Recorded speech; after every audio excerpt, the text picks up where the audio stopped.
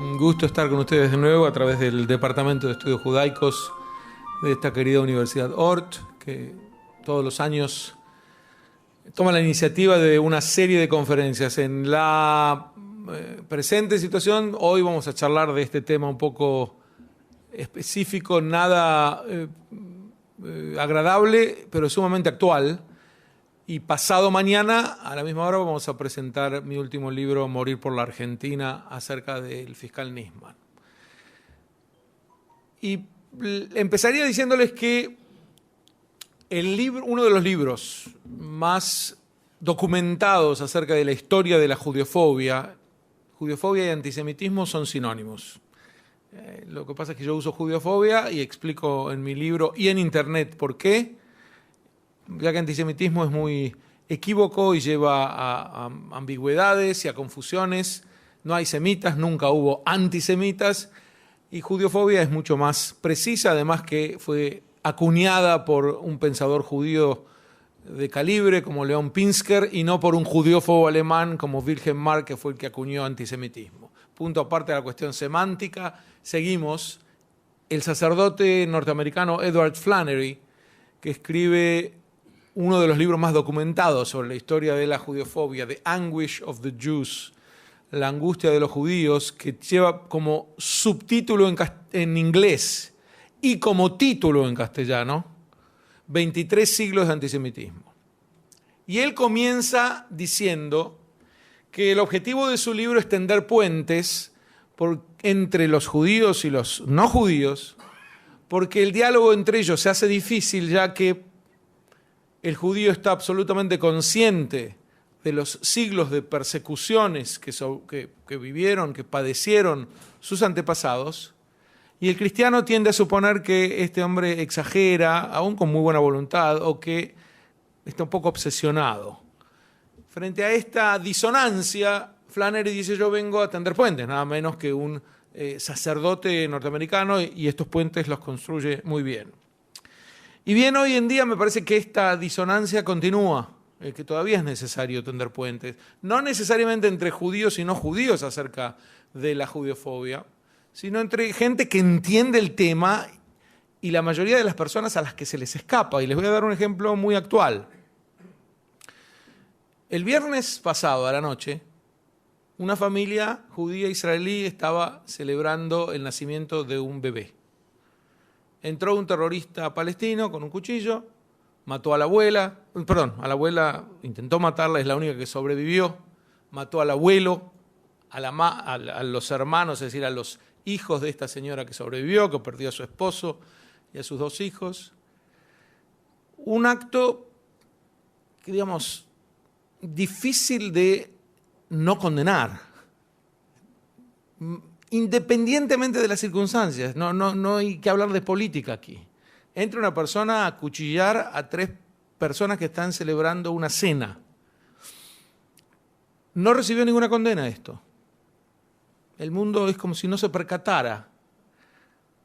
El presidente de las Naciones, el secretario general de las Naciones Unidas, Antonio Guterres, en el que al comienzo habíamos depositado bastantes esperanzas de que no cumpliera con el requisito que parece ser indispensable para ser secretario general de las Naciones Unidas, y es que tener una centrada antipatía contra Israel. Parecía que este venía con mejores intenciones, y sin embargo se pronunció acerca de la crisis que está teniendo lugar, hondamente preocupado por la muerte de palestinos. Lo dijo con esas palabras. Uno escucha esto, no hay condenas. Ayer en la televisión, no fue hoy, ayer en la televisión de Uruguay, el periodista muy amable y muy bien intencionado, que me hace una entrevista aparentemente en el Canal 4, me pregunta acerca de la crisis, después de que hablamos del tema fundamental que es el libro Morir por la Argentina, arroja la pregunta final y me dice: mire, la Liga Árabe ya dijo que Israel en esta cuestión de Jerusalén está jugando con fuego. Por supuesto, yo podría haber confrontado y preferí responder a la pregunta y pasar a otra cosa. Pero aquí otra vez la disonancia es notable. Porque ¿quiénes juegan con fuego? Los que abrieron fuego en el monte del templo y mataron judíos. En realidad ni siquiera judíos, mataron en esta oportunidad drusos, creyendo que eran judíos. Pero Israel responde frente a esto poniendo detectores de armas metálicos, electrónicos. Y las condenas que vienen son contra Israel. Uno piensa, cuando se escribe un doctorado sobre esto, de aquí a 50 años se van a dar cuenta de la locura, porque esto es un tratamiento demencial con respecto a Israel. No hay otra palabra para definirlo. Y el periodista, que no tiene nada de judeofobia y que vive en un país que no es judeofóbico y en una sociedad que no es prejuiciosa en contra de judíos, que me está invitando a su programa porque quiere hablar, él recoge lo que declara la Liga Árabe, que es más o menos un contubernio de fascistas, básicamente. ¿Qué es la Liga Árabe? La Liga Árabe dijo que Israel está jugando con fuego. ¡Wow! Yo tenía que haber dicho, mirá, si lo dicen ellos, debe ser verdad. Pero aquí hay un problema muy serio de no percepción. Y esa es la judeofobia, de la que voy a hablar hoy. ¿Cómo puede ser que un fenómeno de estas dimensiones no sea percibido, no sea entendido? Hoy Erika me comentaba incluso de alguien que preguntaba en una oportunidad, en Ort creo, ¿no? Si no habría habido algún miedo de los alemanes antes de la Segunda Guerra Mundial, que los llevó, por supuesto, con una condena al nazismo. Pero ustedes imagínense la dimensión de lo que es el Holocausto y alguien que está tratando de ver, pero no sería miedo. Es como que yo les planteara, hay un padre que le pega a su niño de 2 años todas las noches y lo lleva al hospital.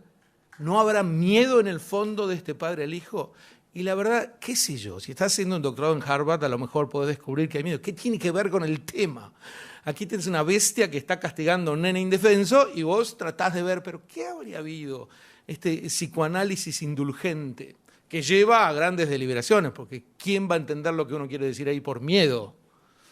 En fin, traigo esto como prólogo, no era parte ni siquiera de lo que iba a exponer, porque quisiera profundizar hoy, empezando de cero y llegando rápido a esta profundización, acerca de este fenómeno que, como ustedes saben, o si no les cuento hoy, me encuentra investigándolo por varias décadas. Mi libro La judeofobia fue sucedido por varios otros al respecto, el último de ellos publicado también por la Universidad Ort hace 2 o 3 años, que es Desde el juicio a Eichmann, subtítulo sobre el nazismo, la Shoah y sobre la Shoah, el nazismo y su banalización. Y para empezar de cero, digamos así, la gente odia, las personas odiamos. De vez en cuando tenemos ganas de que otro sufra, tenemos ganas de hacer el mal. A la mayoría de la gente esta situación nos es muy pasajera, efímera, breve, se presenta solamente en algún ataque de ira en algún momento, pero no nos caracteriza. En la mayor parte del tiempo no odiamos, y cuando odiamos, odiamos muy poquito y muy brevemente. Pero hay otras personas que no. Son la minoría de la humanidad, por suerte, pero vive odiando toda su vida. Todo el tiempo está buscando cómo hacer daño a otras personas y va depositando ese odio. A veces porque sí, como el psicoanálisis que le hacían a los nazis hace unos minutos. Uno podría encontrar el porqué, pero básicamente es más fácil definirlo, que es porque sí, este señor es un amargado natural y quiere hacer daño. Pero incluso los que odian porque sí, que son la pequeñísima minoría, insisto, esto no es un cuadro negro de la humanidad, requieren en general de algún disparador que justifique este odio. Para aplicarlo, en general, requieren que haya algo que sea natural o artificial, pero que les permita justificar el odio. Decir, y bueno, yo me descargo por esto, aunque sea absurdo, pero algo tiene que decir. Es muy difícil que él diga y se diga a sí mismo, yo quiero golpear y matar porque soy una mala persona. Es rara esta situación. Cuando aparece en el contexto social, esta necesidad del odio de descargar, cuando muchas personas quieren canalizar ese resentimiento y buscan una situación disparadora del resentimiento, ahí emerge la judiofobia, el odio contra el judío. Porque la judiofobia le permite canalizar a esta gente mala el odio contra un grupo que a lo largo de la historia estuvo disperso, estuvo vulnerable, indefenso y omnipresente. Estaba en la conciencia de la gente aun cuando no estuviera presente físicamente. Me voy a extender un poco en breve. En principio, para ubicarnos bien, cabe alguna reflexión acerca de cuándo comienza el fenómeno. Hay unas 7 escuelas al respecto, yo las enumero en mi libro La Judiofobia. Cuando lo digo no es para hacer publicidad, el libro está agotado, pero lo que pueden hacer es buscar un buen resumen que hay en internet, y ahí van a ver las 7 escuelas enumeradas de cuándo comenzó la judiofobia, pero hay 2 que son las más plausibles. O empezó hace 2300 años con el helenismo, o empezó hace 2000 con el cristianismo. Esta es una simplificación, pero una simplificación nada arbitraria, muy bien fundamentada. Esto no quiere decir que todos los helenistas ni que todos los cristianos fueran judiofóbicos, pero quiere decir que las raíces del fenómeno estuvieron en la primera o en la segunda. ¿Por qué podría ser con los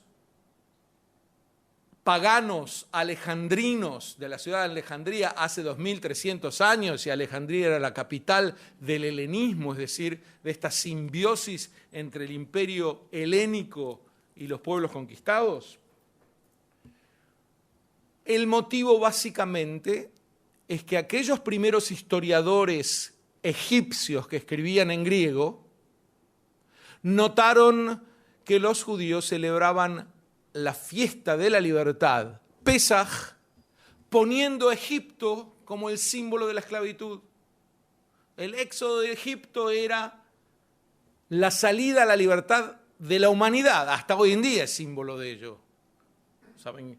El primer símbolo que se ofreció como alternativa para ser el símbolo de los Estados Unidos era Moisés y las aguas del Mar Rojo abriéndose. En los negros norteamericanos, el motivo del éxodo de Egipto era el que los llevaba, let my people go, deja en libertad a mi pueblo, etcétera, etcétera. Entonces, este motivo tan inspirador para los judíos, a los egipcios les podía herir el orgullo nacional. Después de todo, a nadie le gusta que su país sea el símbolo de la opresión.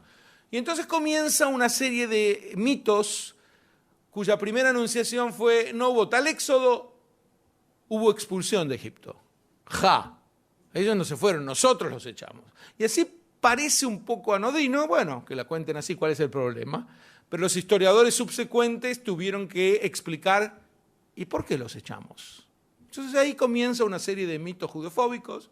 Los echamos porque eran holgazanes, después de todo descansan una séptima parte de sus vidas, porque transmiten la lepra, este es el primer gran mito judeofóbico, porque adoran nubes, por varios motivos. No voy a entrar ahora, cada uno va agregando al arsenal de la mitología judeofóbica. Esta es la posibilidad de la judeofobia nacida con el paganismo en Alejandría o con el helenismo hace 2300 años. Si fuera con el cristianismo, que es más probable, que es más fundada todavía, el motivo es bastante parecido. ¿En qué sentido? Yo les dije recién que cuando los alejandrinos explican por qué motivo los expulsaron los judíos, léase cuáles son los mitos que tienen de defectuoso este grupo que hizo que los expulsáramos. Esto era una actitud de resentimiento frente a lo que ellos veían como una mácula al prestigio de Egipto por el hecho de que los judíos lo presentaran como el país de la opresión. En el caso del cristianismo esto fue mucho más grave todavía. ¿Por qué? Porque el careo que da el cristianismo con respecto al judaísmo es más o menos así. El cristianismo se presenta como la religión heredera de lo que ellos llaman el Antiguo Testamento. heredera de los profetas, continuadora de los patriarcas, receptora de la promesa a Israel. Y el gran problema aquí es que si yo soy heredero de algo, tengo que asegurarme de que el heredado está muerto. Porque en la medida en que el heredado está vivo,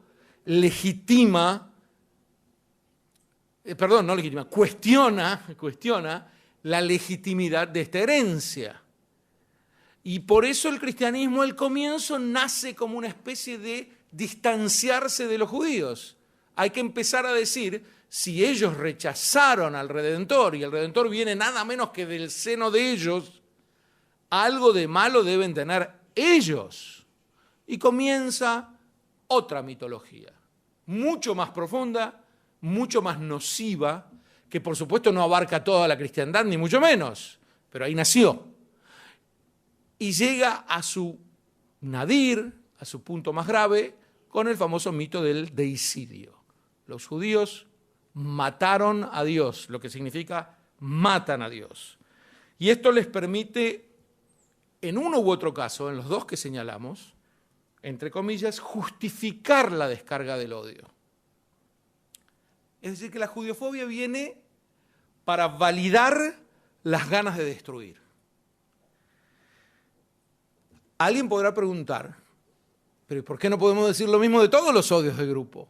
Todos los odios contra un grupo determinado vienen a validar el odio, vienen a justificar el odio. Él viene y dice algo malo de cualquier grupo, seguro que miente, porque de ningún grupo uno puede decir algo malo y realmente que se aplique al 100% de los miembros de ese grupo. Cualquier odio de grupo es racionalmente refutable. Esto queda claro, espero. ¿Por qué no puedo tomar otro odio de grupo contra los negros, contra los gitanos, contra las mujeres, contra los que fueren, y decir ahí también hay una justificación del odio? ¿Por qué viene Gustavo a decir que específicamente en la judiofobia? La respuesta a esta pregunta es clave. La judiofobia es distinta porque no tiene constricciones morales. ¿Qué quiero decir con esto? ¿Cuánto puedo yo decir que los negros son malvados? No se trata de que sean malvados. En todo caso, el que los odia dice que están corrompiendo a la nación, que son todos perversos, lo que fuere, pero el tratamiento que tiene para con ellos es básicamente de desprecio. Él no quiere que estén ahí o quiere que sean esclavizados o quiere que vivan como ciudadanos de segunda. Pero no se plantea a sí mismo que hay que matar hasta el último negro que exista en la faz de la tierra en una cruzada universal. En algún momento el odio contra otro grupo topa con la barrera de una constricción moral. No se puede tanto como esto.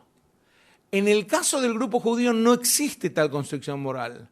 Puede llevarse a los judíos hacia la máxima tortura, destrucción de niños, 1,5 millones de niños en Auschwitz, y continuar diciendo que son una peste que hay que eliminar, porque la mitología creada sobre el judío lo plantea como una especie de enemigo de la humanidad. Si el judío domina el mundo secretamente y mató a Dios y envenena los pozos de agua y usa sangre de niños cristianos, pero por supuesto que en cuanto tenga una posibilidad y que la ley me dé, habré de matarlo o intentar matarlo. No existen constricciones morales. El judeófobo siempre siente que él es el bueno con sus ganas de destruir. Él es el bueno porque está combatiendo contra un poderoso que hace daño. El judío es un grupo peligroso al que hay que detener en algún momento. Peligroso y poderoso. Y estas dos características que lo acompañan en la mitología hacen que el judeófobo sea muy distinto de cualquier otra persona que odia. Es el negocio redondo para el que odia, porque con otros grupos en algún momento va a tener que parar. Con el judío puede seguir hasta el final siempre. Es el odio más redituable que hay desde el punto de vista de la satisfacción interna que siente el que odia. No se trata aquí de desprecio, de querer mantenerlo separado o distinto. En este sentido, ya que estamos profundizando en este tema, dejemos bien en claro, la judeofobia no es un fenómeno de discriminación. No intenta discriminar al judío. A veces cae en la discriminación del judío y en ese sentido es para, no sé, en el club del golf en algún momento no se permitía la entrada de judíos o es un rumor. Es cierto. No, los dos contestaron distinto. Debe haber algún lugar que fue así. ¿Cuántos hay hoy en día? Realmente la mayor parte, los judíos ni saben que existen instituciones así. En Occidente no hay época más gloriosa que la de hoy para el pueblo judío. Es decir, hablar de la judeofobia parecería ser un exceso de por sí. Vivimos una época de gloria del pueblo judío en donde los judíos destacan en todos lados y pueden perfectamente entrar a cualquier lugar y cuando existe algún tipo de discriminación casi ni se dan cuenta. La judeofobia no es un fenómeno de discriminación, eso es lo de menos. Los odios de grupo en general son discriminadores y la judeofobia a veces comparte con los otros odios de grupo este aspecto. Pero es un fenómeno que trata de destruir, es eminentemente exterminador, no discriminador. Es una carga de odio que va acumulándose hasta que explota imprevistamente. Entonces matan a un judío en Paysandú, y es, ¡oh!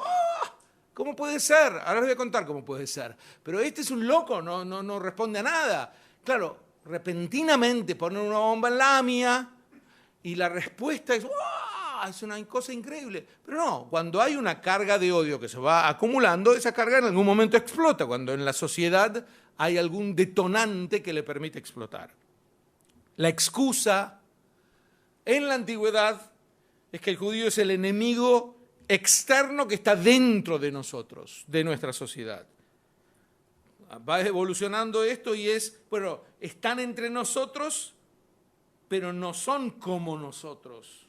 En la Edad Media llega a ser, no solamente no son como nosotros, son diabólicos. Es decir, no son solamente no humanos, son antihumanos.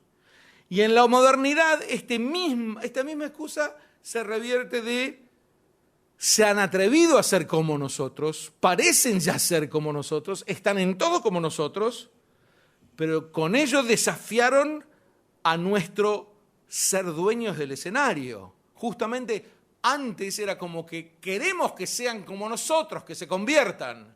En la modernidad es, no queremos que sean como nosotros, porque en la medida en que pasan inadvertidos al lado nuestro, nos ponen en peligro, no sabemos dónde están, es como un enemigo que acecha constantemente.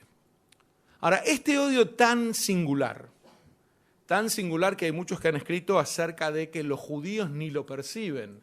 Hay una buena parte de los judíos que en ningún momento admitirían que existe este odio que se está transmitiendo, que está ahí, digamos, a flor de piel. Que si a aquellos judíos a quienes si yo les contara lo de la radio de hoy, me dirían, pero no seas paranoico, por una simple pregunta que te hizo. La respuesta es, en mi actitud no soy paranoico, les dije que yo no confronté, simplemente respondí a la pregunta, pero con la diferencia de que me doy cuenta de lo que está ocurriendo.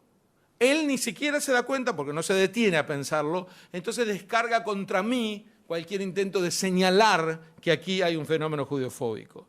Pero este fenómeno tan secular requiere de una mitología que lo ampare. Si no genera una mitología constante que le dé sustento, empieza a debilitarse, a languidecer. Entonces, les decía el mito del deicidio, el libelo de sangre, los pozos de agua, el complot para dominar el mundo, el dominio secreto del mundo, el racismo intrínseco de los judíos, etcétera, etcétera, etcétera. Vamos a ver cómo evolucionan. Por ahora me detengo en un punto de estos mitos, y es que se descarga el odio sin relación con los mitos. Los mitos son una mera bandera. Pero les doy un ejemplo. Una vez que los cristianos son expulsados, que los judíos son expulsados de España, todavía está la carga de odio. ¿Qué hacemos con esta carga de odio? Entonces hay que inventar a los nuevos cristianos. Entonces hay que buscar cristianos que tengan que demostrar que por 5 generaciones, como podía la Universidad de Salamanca, no tenían antepasados judíos. En algún lugar hay que seguir descargando este odio que estaba ahí constante. No se puede convivir con una situación en donde no hay judíos para poder descargar sobre ellos. Entonces se genera esto. No sé si conocen el fenómeno del cantonismo, de la Rusia zarista, en que los niños judíos eran secuestrados a los 12 años, a veces desde los 7, 8 años, para servir en el ejército del zar durante 25 años. La mayoría de ellos moría en el camino. Estamos hablando de decenas de miles de niños judíos que perecieron por el régimen del cantonismo. Le dedico un capítulo en el libro y en internet. Pero hay algo muy específicamente macabro de este fenómeno.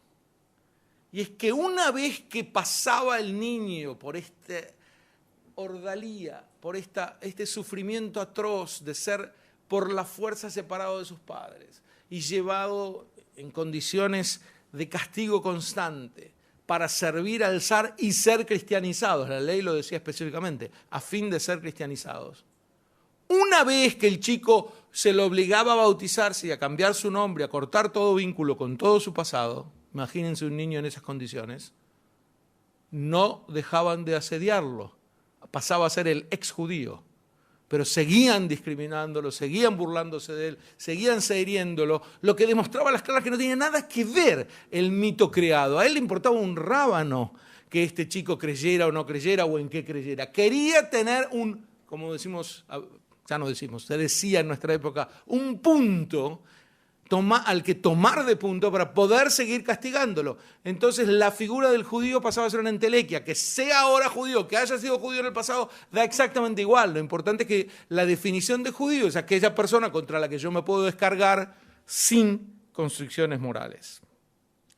Ahora bien, un mito tiene que quedar siempre como el principal, aquel al que se someten los demás.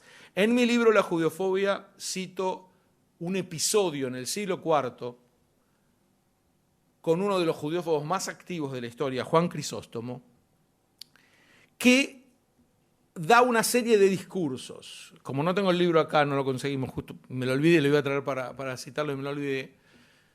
Les digo básicamente lo que dice Juan Crisóstomo, y es: los judíos son los peores dentro de los seres humanos, sacrifican a sus propios niños, están dispuestos a envenenarlo todo, quieren destruir a todos los cristianos, son cobardes, insulto tras insulto tras insulto. Y en el segundo discurso cambia esto.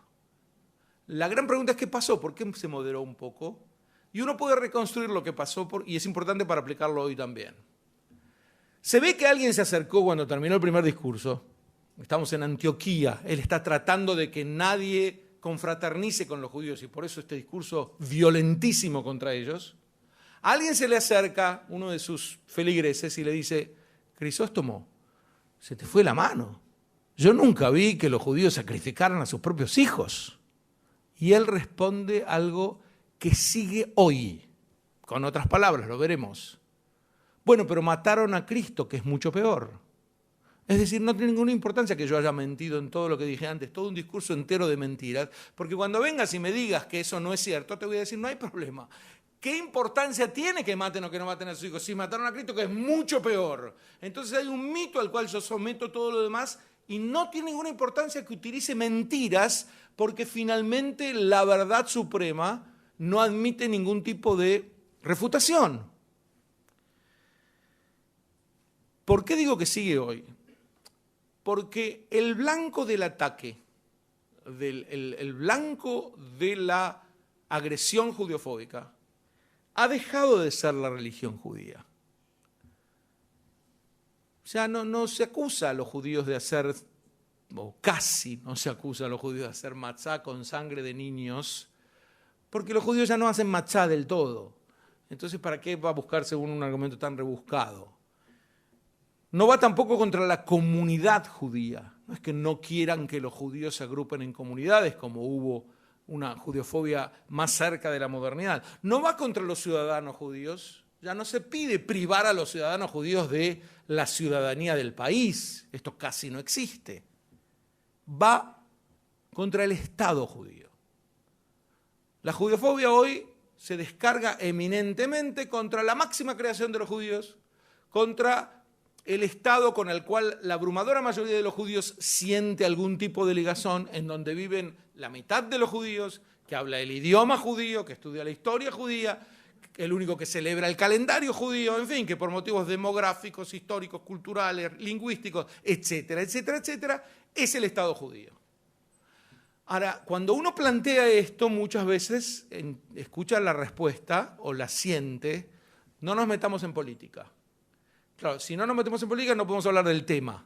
Es decir, es posible, no nos metamos en política. Si yo no puedo decir que la judeofobia de hoy se descarga contra el Estado de Israel, entonces no podemos hablar del tema. No es que no podemos hablar de política, porque yo no estoy hablando de partidos políticos. Estoy diciendo concretamente cómo el antisionismo es la cara actual de la judeofobia. No es una nueva, es la cara actual. Se descarga de la misma manera. Y si esto les parece un exceso, quiero darles la corrección política para que nos sintamos todos amparados. La Unión Europea, que no es sospechosa de ser muy pro-israelí, el 1 de junio del año 2017, es decir, hace semanas nada más, adoptó la definición de antisemitismo o judeofobia que había creado el Comité Internacional sobre el Antisemitismo en Budapest en el 2015. Es decir, que hoy en día hay una definición oficial de qué es la judeofobia para la Unión Europea. Y esa definición oficial incluye la deslegitimación del Estado de Israel. Porque el Estado de Israel es percibido como un colectivo judío, por lo tanto, no su crítica, su deslegitimación es judeofobia. Han incluido también, por supuesto, la negación del Holocausto, las distintas variantes de la negación, porque la negación del Holocausto no consiste en decir el Holocausto no existió, eso es muy menor y extremo, hay otras posibilidades de banalización. Pero además, insisto, muestra al antisionismo como una forma de la judeofobia. Lo acaba de declarar muy explícitamente el presidente francés cuando se acaba de reunir hace semanas con el primer ministro israelí. El antisionismo es la cara actual de la judeofobia. Por lo tanto, lo podemos decir cada vez con mayor soltura. Pero hace algunas décadas, cuando ya era obvio, siempre la respuesta venía a ser: en política no nos podemos meter. Ahora, esto lleva a las claras a que una buena parte de los medios europeos, y a veces los gobiernos europeos, caen en la judeofobia, de acuerdo con la definición que ellos mismos hacen. Ni que hablar que un movimiento como el BDS, es el Movimiento Internacional de Boicot a Israel, es eminentemente judeofóbico, y se puede demostrar. Porque si el movimiento viniera y nos dijera: yo quiero boicotear a todos los países que maltratan a sus mujeres, la mayoría nos sumaríamos a un movimiento así. Y a lo mejor Israel, entre los 194 países que hay en el mundo, aparecería en la lista en el 179 de maltrato a la mujer. Si ellos dijeran: nosotros queremos boicotear a todos los países donde no hay libertad de expresión, por supuesto que podríamos sumarnos, pero Israel ahí no entraría en la lista. Si queremos sumarnos a todos los países que cometen injusticias, entonces ahí, como es tan subjetiva la definición, puede ser que lo metan a Israel en la lista. Pero tiene que haber una lista en donde se incluyan otros países que cometen los mismos errores o transgresiones que yo estoy condenando, porque las cometen tanto o más que Israel. Pero ellos, el BDS, ha salteado la posibilidad de lista, porque no dicen: quiero boicotear a la injusticia, ni al maltrato, ni a la opresión. Dicen: quiero boicotear a Israel. Acá sí la lista es de uno solo. Y este procedimiento es precisamente los que los delata como judeófobos. Ellos vienen y de 194 países que hay en el mundo, quieren destruir a uno solo, y da la casualidad que ese es el judío de los países, y terminan diciendo: pero yo contra los judíos no tengo nada, esto es solamente contra Israel. Pero no se puede no tener nada contra los judíos, y de los 194 países que hay en el mundo, al único que quieres boicotear o destruir es al judío.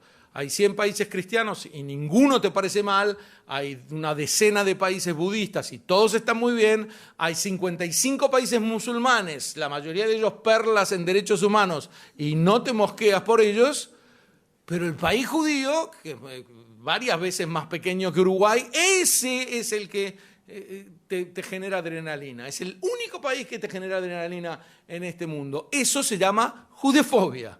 Es judeofobia pura. Así que todo malabarismo para tratar de demostrar que yo estoy en contra de Israel, pero no estoy en contra de los judíos, es puro malabarismo, como acabo de decir. Ahora bien, esta judeofobia que se canaliza contra el judío de los países requiere también de una mitología que le permita continuar. Y la mitología es poco creativa, es un traslado de la vieja mitología. Antes a los judíos se los acusaba de usar sangre de niños cristianos, ahora a los israelíes les encanta matar niños palestinos. Es lo mismo básicamente, es mostrar a Netanyahu, a Sharon, como, y las palabras son literales, asesinos de niños. Les encanta matar niños. Antes el judaísmo era una religión vengativa, hoy es el Estado judío, un Estado vengativo, sanguinario. Antes los judíos dominaban el mundo, ahora el sionismo es imperialista, es un movimiento de dominio del mundo. Los mitos se trasladan intactos. Y ustedes dirán, hay un gran mito al que someter todos los demás. ¿Cómo se ha trasladado el mito del deicidio? Difícil decir que el Estado de Israel es un Estado deicida, pero han hecho el malabarismo correspondiente. No es un Estado deicida, es un Estado genocida. Entonces han pasado del deicidio al genocidio. El Estado de Israel es un Estado que comete un genocidio, no lo cometió, lo comete. Y un Estado genocida, debe desaparecer, debe ser boicoteado, debe ser destruido. Responderle sobre el supuesto genocidio que comete Israel es casi, es tan redundante que no sabría por dónde empezar. Pero les voy a decir rápidamente, para aquellos que no están ilustrados en el tema, este es uno de los genocidios más notables que hacen que la víctima del genocidio crezca todo el tiempo. Ellos son cada vez más, no se quieren de ir a Israel, cuando tienen que votar con los pies solamente quieren estar bajo el horroroso monstruo sionista y no bajo ningún gobierno árabe, pero siguen ahí protestando de que se están cometiendo un genocidio contra ellos. Si el ejército de Israel, uno de los más poderosos del mundo, quisiera cometer un genocidio contra cualquiera, les puedo asegurar que decenas de miles morirían rápidamente. ¿De dónde viene el genocidio? De cada vez que Israel se defiende.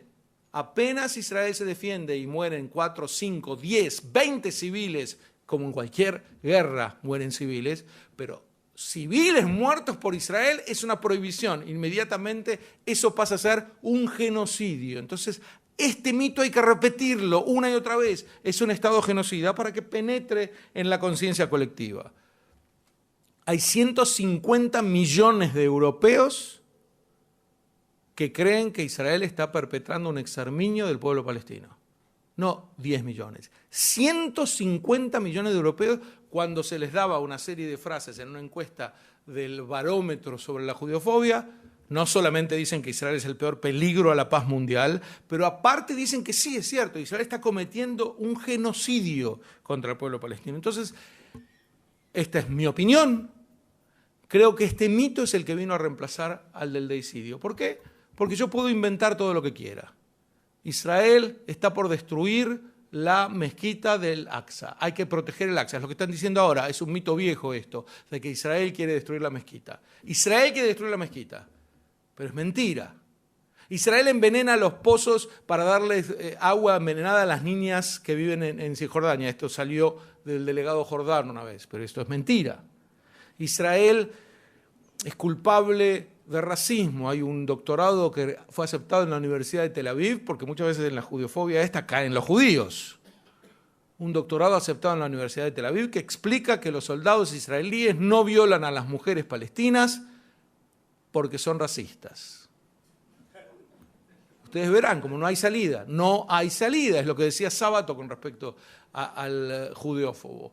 Sí, el judío gasta dinero, se quiere exhibir, qué rico que es, y siempre está ostentosamente mostrando su fortuna. Si no lo gasta, es un avaro que no tiene cura. Sí, el judío aparece en la sociedad, se quiere meter en todos lados, hay que cuidarnos de él porque nos quiere dominar. Si no aparece, siempre está cerrado en sí mismo y no se quiere mezclar con nadie. No hay cosa que pueda hacer el judío. Si el judío va a defenderse, es un paranoico que siempre cree que lo atacan. Si no va a defenderse, está claro que no se defiende porque no tiene nada para decir. Esta es una página de Sábato que estoy citando más o menos, pero él termina diciendo cualquier acción que haga el judío, cualquiera, va a engrosar el arsenal del judeófobo. Y si no violan a las mujeres del enemigo es porque son racistas. Ni les cuento qué serían si las violaran a las mujeres del enemigo. Mientras tanto, lo fundamental es que cuando alguien pueda decir, pero eso es mentira, Crisóstomo, los israelíes no hicieron eso, la respuesta está muy al alcance de la mano. Bueno, pero el problema es la ocupación. Si no terminan con la ocupación, entonces todo lo demás no importa, yo puedo seguir diciendo mentiras porque lo grave acá es la ocupación. Por supuesto que ustedes le preguntan a la mayor parte de la gente que lee algún diario, ni que hablar los que no leen, pero que lee algún diario, ¿qué es la ocupación? Solo va a asociar con Israel. Decirle que hay 200 o 300 ocupaciones en el mundo lo sorprenderían muchísimo. Porque además uno no sabe de qué está hablando. El 90% de los palestinos no vive bajo gobierno israelí, vive bajo el gobierno del Hamas, liberados, o vive bajo el gobierno corrupto de la Autoridad Palestina, muy liberados. Los poquitos que viven bajo gobierno israelí son la crème de la crème, que tienen total libertad de estudiar en universidades y de ser jueces y diplomáticos y tener libros y periodistas, tener diarios y ser periodistas y seguir criticando al Estado de Israel. Entonces alguien dirá, bueno, está bien, sí, no me refería a la ocupación de personas, me refería a la ocupación de territorio. Todo el problema es que hay un territorio ocupado, pero hablemos, ¿sabés la cantidad de territorios ocupados que hay en el planeta Tierra? Eso justifica una intifada de 100 años metiendo bombas en fiestas de cumpleaños, en cafeterías y acuchillando en la calle y secuestrando aviones, porque hay una diferencia territorial. ¿Ese es todo el problema? No se la cree nadie esta. Cualquier tipo de expresión racional mostraría que acá no tiene nada que ver con el problema. No solamente no lo es, pero además que lo dicen ellos mismos. Ellos dicen que no van a aceptar en ningún caso un Estado judío, por más que sea grande como la Universidad de Ort. No lo van a aceptar. Entonces, ¿para qué discutimos cuánto hay que dar o no dar si cualquier cosa que uno ceda la va a ceder al que quiere seguir atacándote? Porque dice abierta y explícitamente que nunca en su vida va a aceptar un Estado judío. Si esto no es judiofobia, ustedes dirán. Pero aquí ha llegado con el mito de la ocupación genocida, mezclémoslo a los dos, del Estado de Israel. El portador sigue sintiéndose muy bien, porque él sigue combatiendo a enemigos, sigue portando una supuesta ideología que no requiere constricciones morales, porque es una ideología contra los poderosos. Y entonces vienen como parte hoy en día de ideologías revolucionarias. El verdadero revolucionario es el que quiere destruir al Estado de Israel. Cuando uno escarba un poco en esto, y lo que viene es muy políticamente incorrecto, se da cuenta de que la revolución de la que nos hablan es dos parecidas.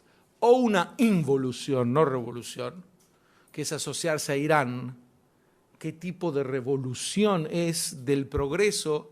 Un país que decapita homosexuales, que castiga a pedradas a las mujeres adúlteras, que pone penas a las mujeres por ser violadas, en donde no hay libertad de nada, de expresión, ni de religión, ni de nada. Esa es la bandera del progreso. Esto no es una revolución, llamémosla concretamente, es una involución. Es un retroceso al pasado, asociado con aquellos que se llaman revolucionarios. Pero en la mayor parte de los casos no es ni revolución ni es involución. Se ha demostrado claramente que es una rovolución.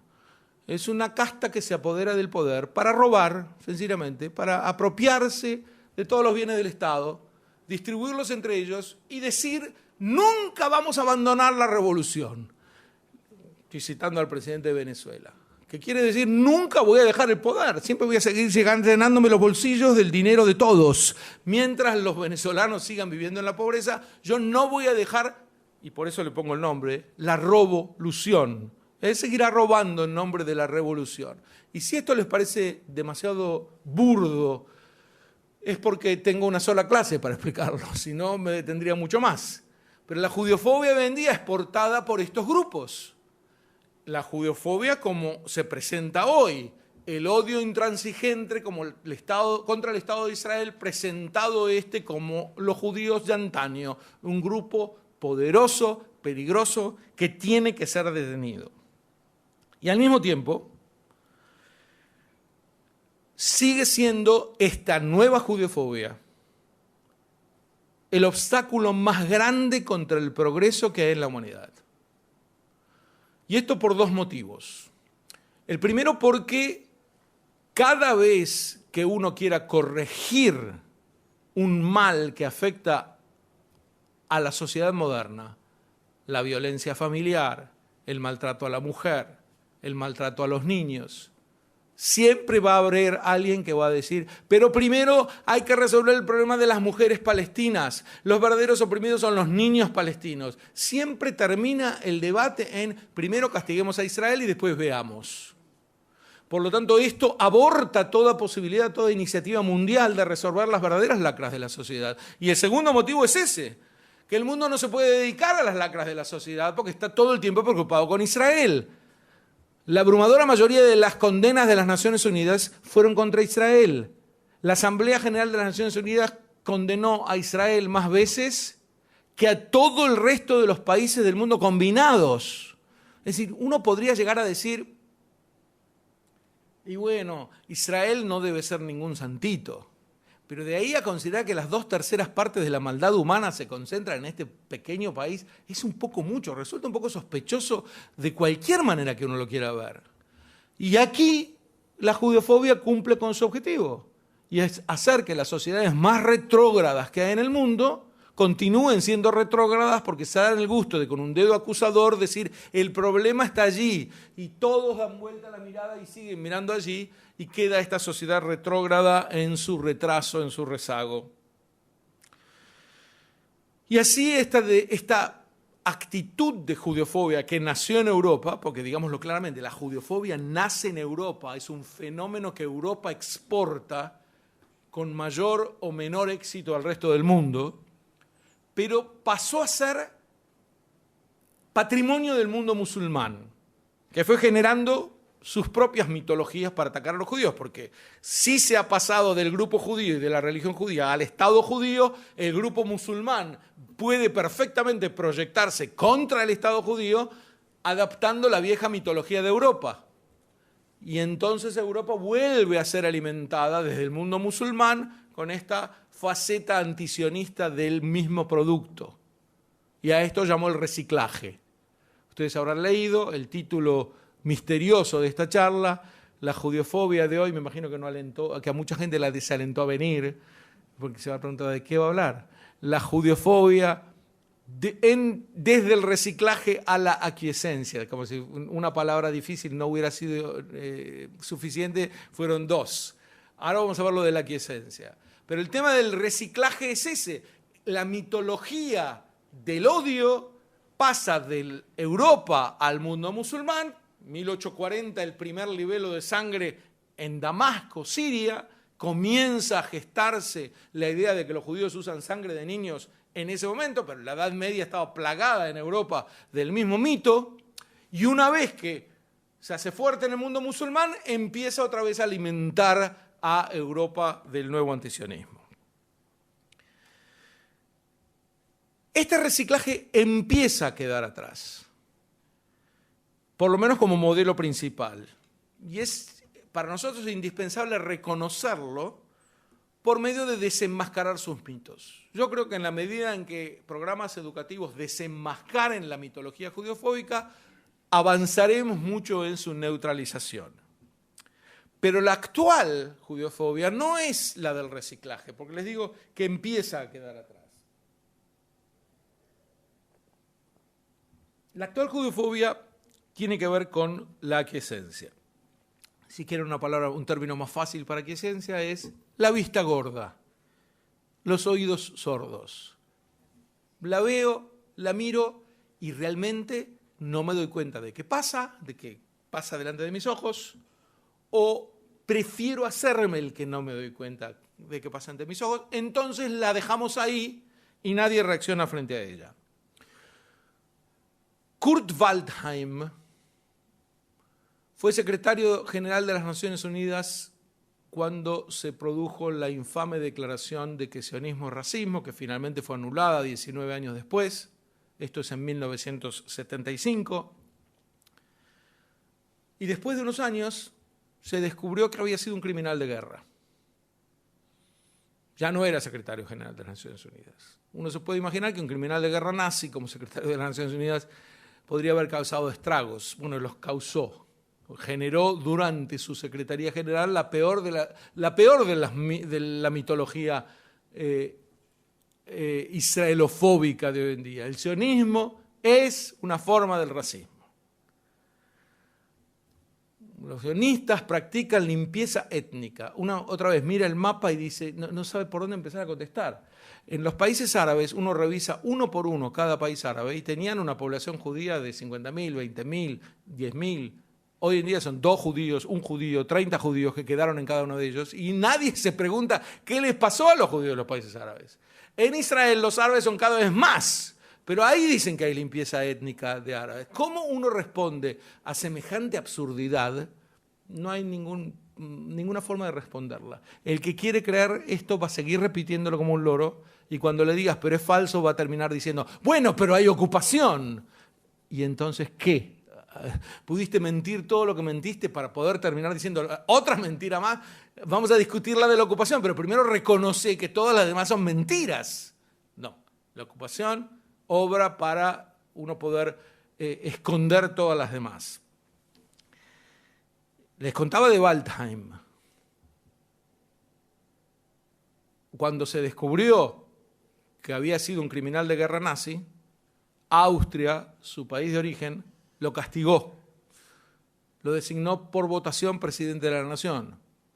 No antes, después de que se revelara que fue un criminal de guerra nazi. ¿Y cómo reacciona el mundo frente a esto? Pues nada, ahí está. No confrontemos, no nos metamos en la política interna de otro país. Austria transmitió, cuando Waldheim fue elegido en 1986, que es un país de nazis. No, o digamos, no exageremos, de mayoría nazi. Son los que votan por un criminal de guerra nazi para que sea el presidente de la nación. Porque no se trata tampoco de, darle una pensión y que no se hable mal de él para que no nos avergüence. Elegirlo presidente de la nación. Esta es la aquiescencia. Por supuesto que si uno entrevista al austríaco que lo votó y le pregunta, ¿usted odia a los judíos? Se lo va a decir, no, pues esto es el pasado. ¿Quién odia a los judíos? Basta, no sean tan paranoicos. Tengo que explicarles más que la elección de un ex criminal de guerra nazi es sintomática de una actitud enfermiza. Déjenme traerlo al Uruguay, lo siento. El 22 de enero del 2013, hace 4 años, una arquitecta uruguaya, Raquel Rodríguez, en la Universidad Autónoma de México, dice en un coloquio que se había organizado para pedir que México rompa relaciones con Israel. Pero finalmente en la Universidad Autónoma de México, una universidad, se pone de pie y declara que los judíos dominan el mercado inmobiliario mexicano. Ella era especialista en el mercado inmobiliario mexicano y dice, los judíos lo dominan. Debe haber algún judío que tiene propiedades en México. Me imagino que hay algunos cristianos que también tienen propiedades en México, pero en todo caso, en una universidad decir algo así, que nadie la refute o la confronte, me llamó la atención. La película está en YouTube, la pueden ver. Y entonces a alguien se le ocurre preguntar, ¿cómo puede ser que dominen todo y los mataron? Esto yo lo planteo en mi libro.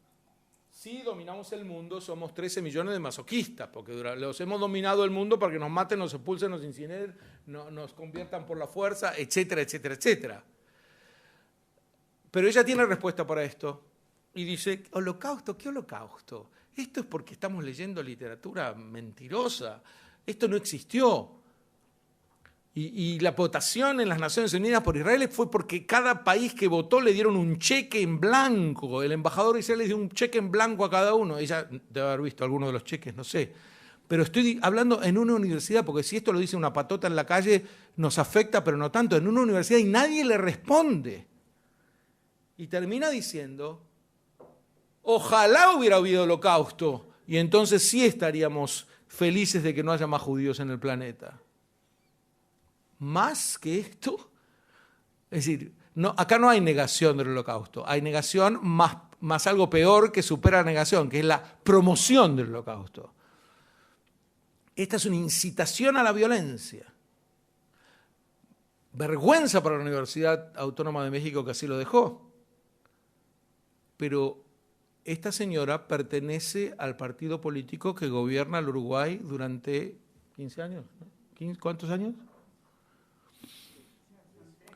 Algo tenían que decir, de alguna manera tenían que responder. Un partido en donde hay muchos judíos también, ¿verdad? Entonces una militante del partido dice esto en México y el partido emite una declaración literalmente que dice: la arquitecta ha emitido una expresión desafortunada. No sé cuál fue la expresión, tal vez dijo, oh, buenos días.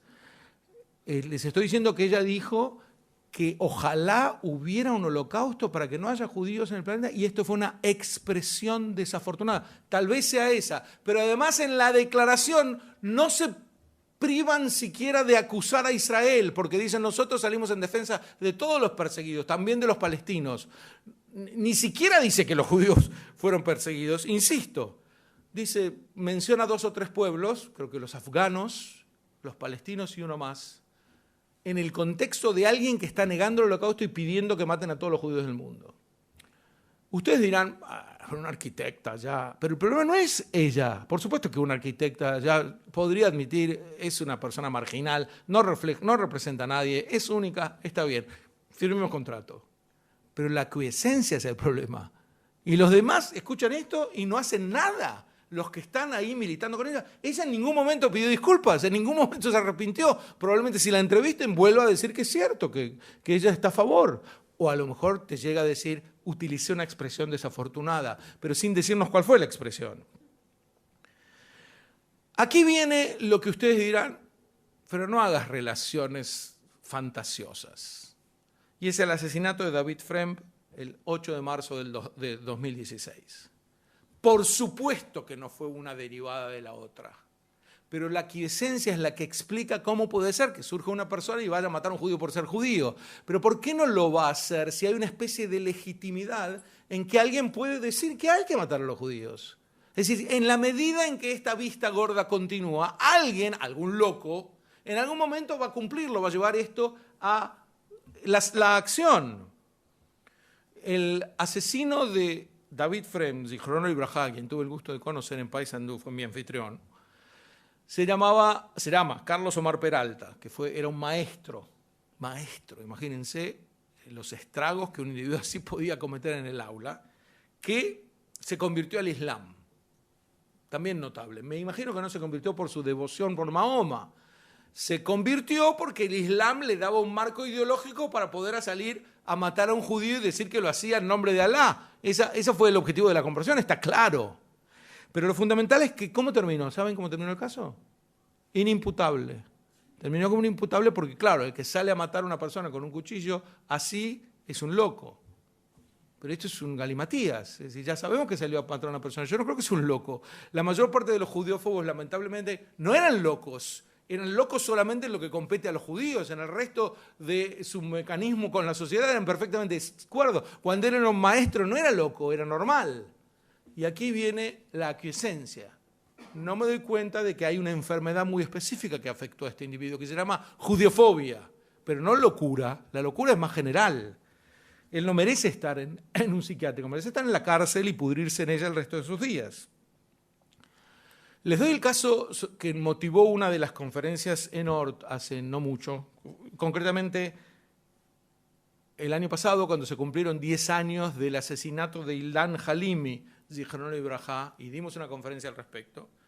Este joven francés, judeo francés, que fue secuestrado, y no voy a entrar en los detalles, aunque a veces hay que entrar en los detalles, no por morbosidad, sino porque si no el otro no se da cuenta de la gravedad de la situación.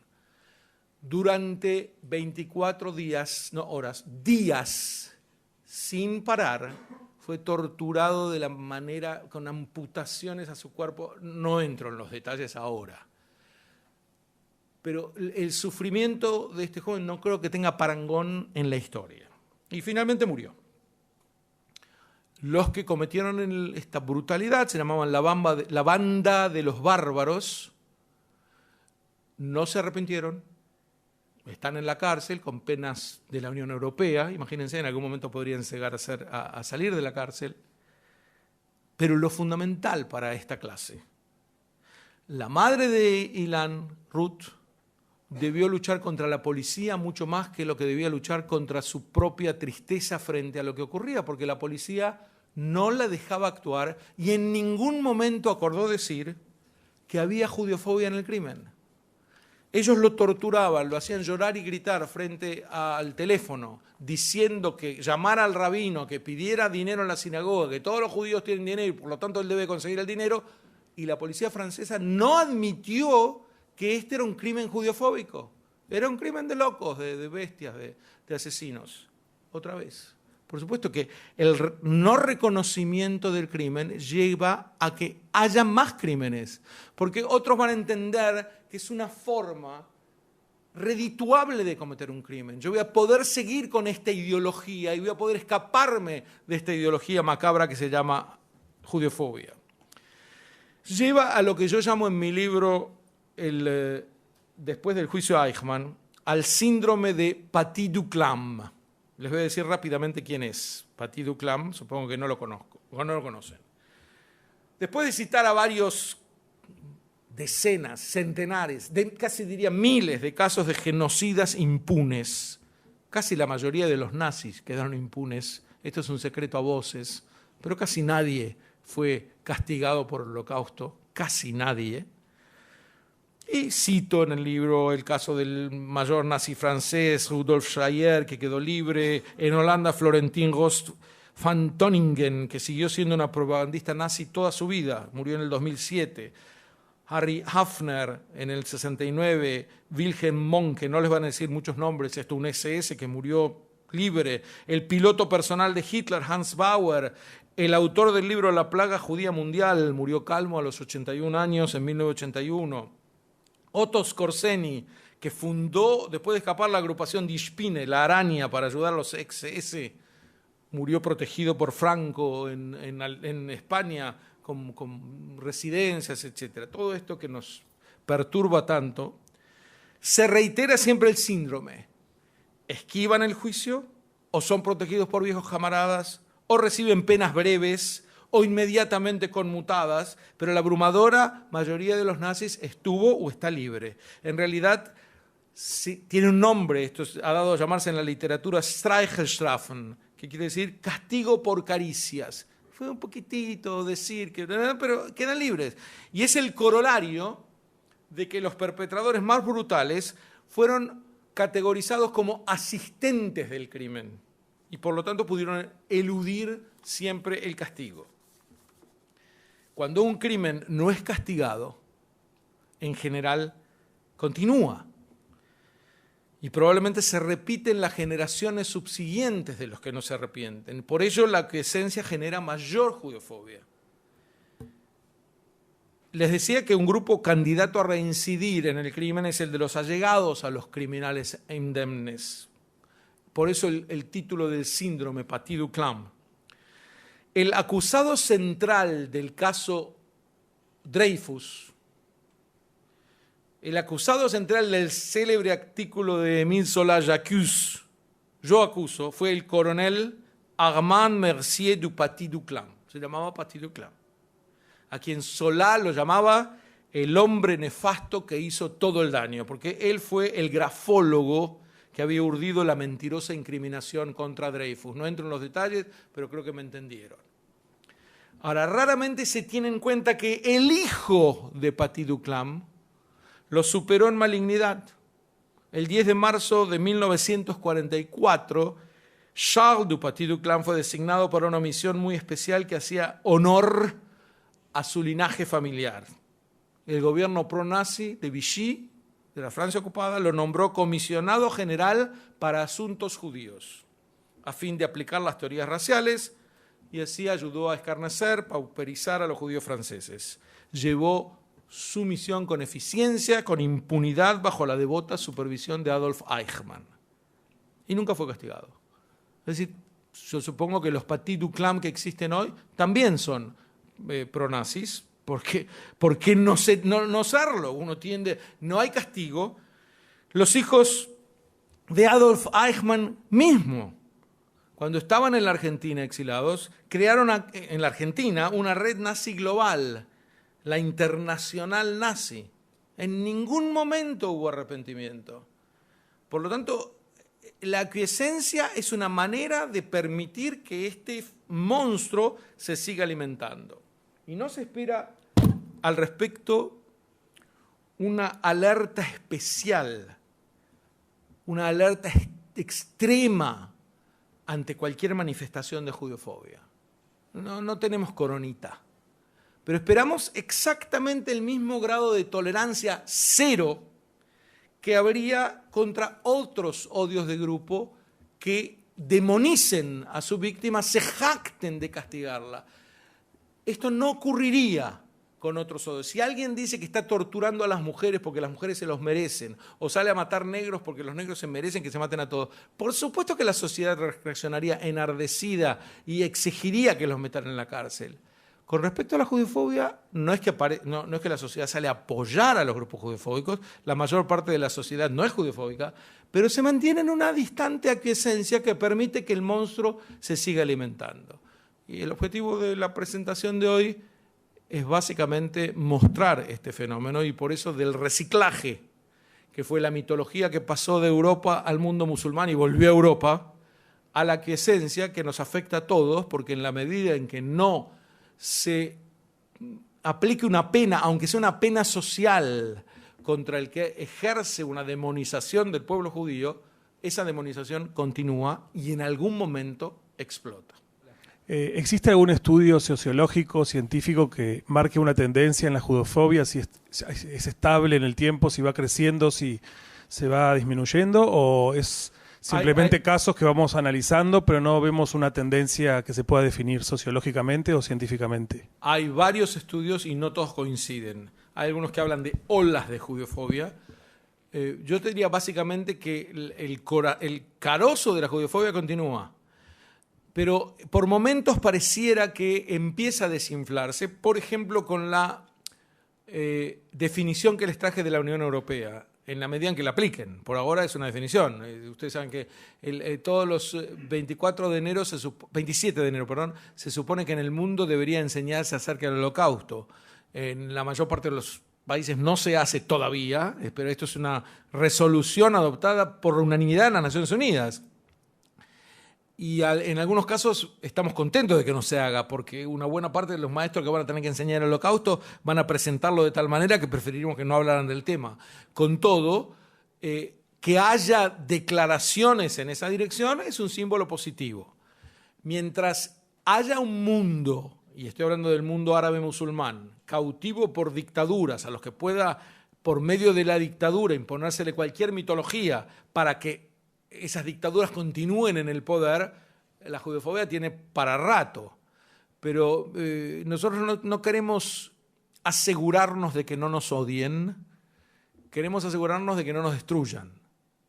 En la medida en que esa imposibilidad de destruirnos sea internalizada, es la garantía de que lentamente dejen de odiarnos, porque en el odio también hay una sensación de que es asequible, de que es factible lo que yo quiero. Cuando yo siento que lo que quiero es destruir a Júpiter, en algún momento voy a detenerme porque me doy cuenta de que eso es absolutamente imposible. Yo lo que veo, que me inquietó, porque la cifra que dijiste de la judeofobia, por ejemplo, en Francia, cómo se presentan las cosas, lo veo muy, muy inquietante.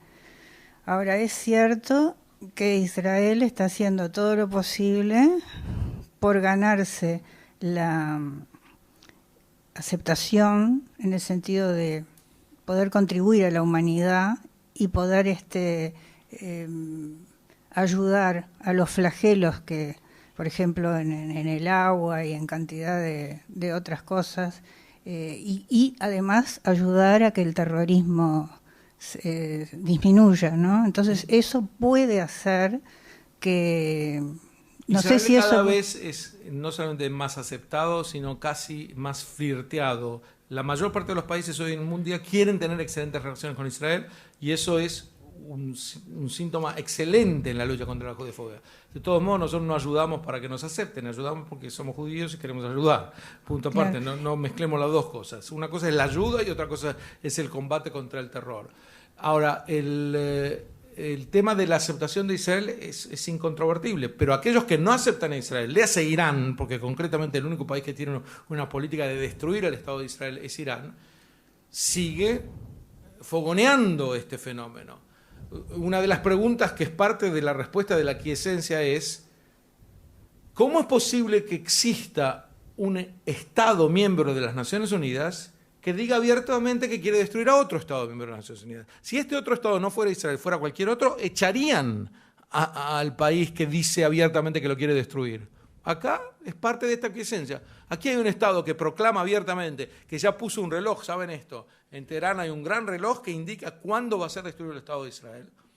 Y sigue siendo un miembro legítimo de las Naciones Unidas. Ni que hablar que los países no cortan relaciones con Irán.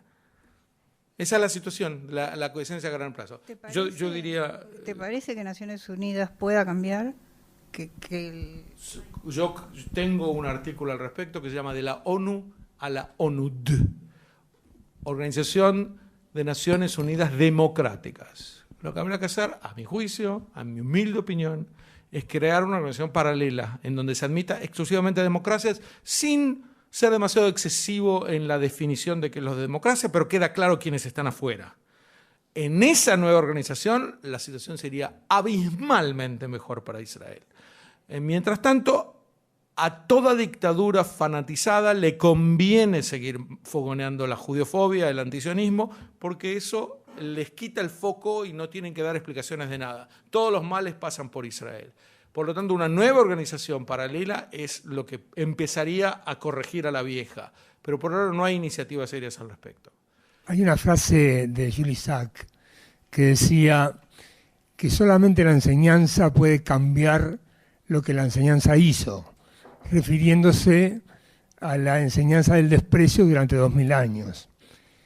Eso fue antes, o sea, ¿cómo ahora puede cambiar? Y si es la enseñanza la que tiene que cambiar todo ese reciclaje. Sí, yo soy, digamos, confío en la fuerza de la educación para esto, porque me tocó a mí mismo ver éxitos en la materia.